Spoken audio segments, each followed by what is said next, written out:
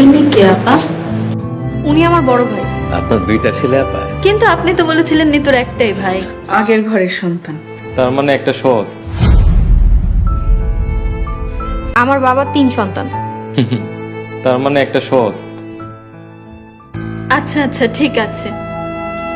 জি না, উনি আমার আপন ভাই। নিতু চুপ করো। মেয়ে আমাদের আসলে পছন্দ হয়েছে, কি বলিস আব্বা ইমন? জি বাবা, তুমি যেটা ভালো মনে করো। আচ্ছা, আমাদের কি বলে? আসবেন মানে এই যে নাস্তার আয়োজন করা হয়েছে, ও আচ্ছা। খেয়ে যান।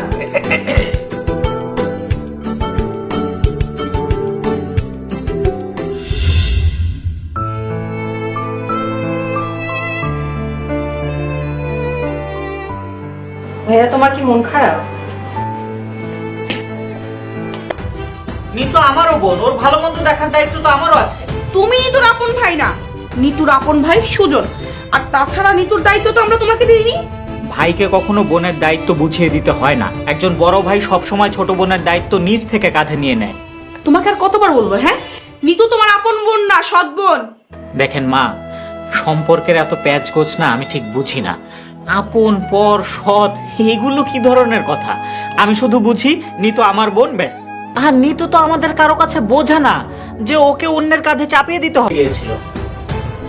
টাকাতে আমাদের 3 ভাই বোনের সমান অধিকার আছে। এটা আমার কাছে থাকা সুজনের কাছে থাকা একই কথা। আচ্ছা ঠিক আছে, তাহলে আমার কাছেই থাক। ওকে, চলো।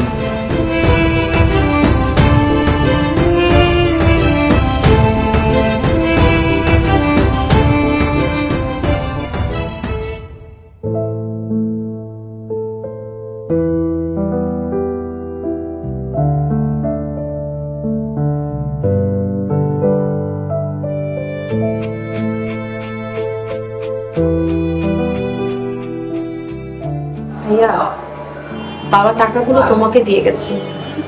এই টাকাগুলো তুমি কাউকে দিও না। আরে এগুলো আমাদের ভাই বোনদের টাকা, যে কোনো একজনের কাছে থাকলেই তো হয়। বাবা আমাদের সবাইকে আলাদা করে টাকা দিয়ে গেছে। বাবা আমাকে লেখাপড়া শিখিয়েছে না, মানুষের মতো মানুষ করেছে। এখন আমি টাকা ছাড়াই অনেক কিছু করতে পারবো। আর জীবনে চলতে গেলে এত টাকা লাগে না। আমার কাছে টাকার চাইতে সবচেয়ে বড় সম্পদ হলি তুই। আমার কাছে টাকার চাইতে সবচেয়ে বড় সম্পদ হলি তুই। আগলে সামলে রেখেছি তোকে, আর কিছু চাই কি না। চিন্তা করিস না, এখন তো আমি আছি। তোর এই ভাই থাকতে তোর একদম চিন্তা করতে হবে না। আর এসব কথা আমরা পরে আলোচনা করবো, এখন চল আমার সাথে।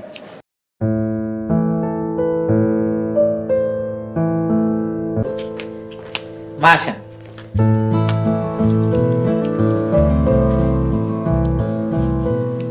মা বসেন। না ঠিক আছে বাবা। মা, এটা আমার বাসা।